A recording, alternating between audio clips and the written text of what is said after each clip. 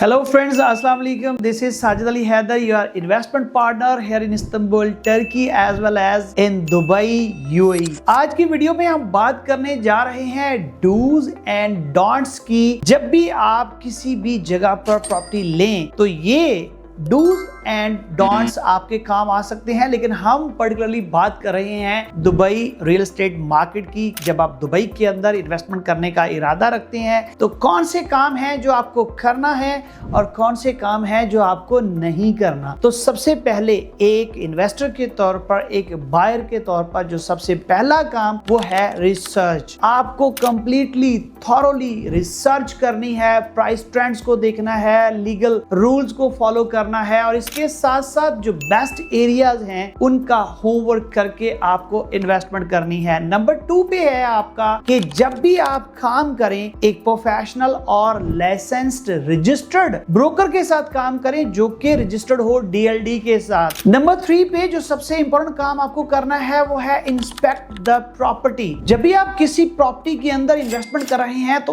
उसकी इंस्पेक्शन जो है वो जरूर कीजिए अगर वो रेडी टू मूव है, क्योंकि इंस्पेक्शन जो है वो बहुत जरूरी है। बाज़ औक़ात आप देखे बगैर फैसला कर लेते हैं तो वो फैसला ठीक नहीं होता। अगर रेडी टू मूव प्रॉपर्टी है उसकी इंस्पेक्शन कीजिए। अगर आप दुबई के अंदर मौजूद नहीं है तो वर्चुअल टूर जो है वो ले लीजिए। इसके बाद आपको रिव्यू करना है मेमोरेंडम ऑफ अंडरस्टैंडिंग जो MOU कहलाता है। इसे थॉरोली आपको जो है वो क्लियर पेमेंट प्लान के साथ रिव्यू करना है, समझना है और उसके बाद साइन करना है। और नेक्स्ट है आपका पेमेंट्स। जब भी आप पेमेंट्स करने लगे तो याद रखिएगा कि आपको ये जो पेमेंट्स हैं वो या तो मैनेजर चेक के जरिए जो है वो करनी है या फिर थ्रू बैंकिंग चैनल करनी है। उसके बाद है नो ऑब्जेक्शन सर्टिफिकेट। जी हाँ, जब भी आप प्रॉपर्टी बाय करें तो आपको डेवलपर से NOC लेना है। नेक्स्ट है register the cell will DLD। जब भी आप प्रॉपर्टी बाय करें तो अपनी उस सेल को DLD के साथ रजिस्टर्ड लाजमी करें और फिर 4% जो टाइटल डीड ट्रांसफर फी है वो पे करें। नेक्स्ट बहुत इंपॉर्टेंट है, समटाइम आप ये समझते हैं डिजिटल इरा है और हमें रिसीट्स की अब जरूरत नहीं है, काम मुकम्मल हो गया है, तो आप अपनी बाइंग की जितनी ट्रांजैक्शनल रिसीट्स हैं उन्हें हमेशा साथ रखिए।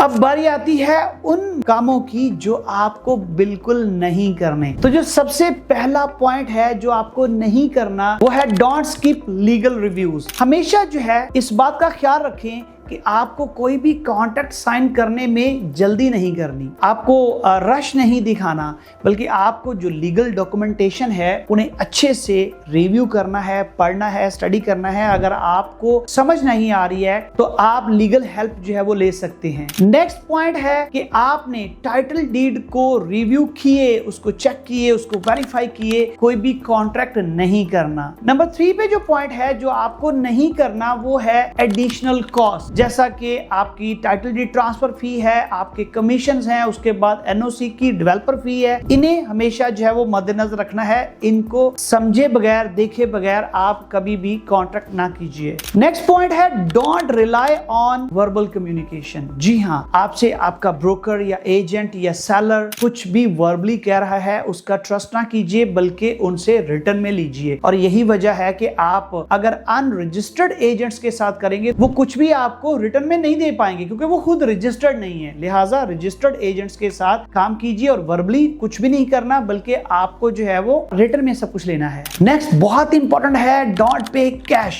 जब भी आप बाइंग करें कैश ट्रांजैक्शंस नहीं होनी चाहिए, या तो आपका मैनेजर चेक होगा या फिर आपकी बैंकिंग ट्रांसफर होगी। नेक्स्ट इंपॉर्टेंट पॉइंट है डोंट ओवरलुक मॉर्गेज टर्म्स। अगर आप प्रॉपर्टी बाय कर रहे हैं थ्रू मॉर्गेज तो जो मॉर्गेज की टर्म्स हैं उन्हें अच्छे से स्टडी जरूर कर लीजिए। तो सबसे इंपॉर्टेंट चीज ये है कि जब भी आपने इंटरनेशनल इन्वेस्टर के तौर पर दुबई की रियल एस्टेट मार्केट में या कहीं पे भी इन्वेस्टमेंट करनी है तो इन पॉइंट्स का खास ख्याल रखना है। ये काम करने हैं और ये काम नहीं करने।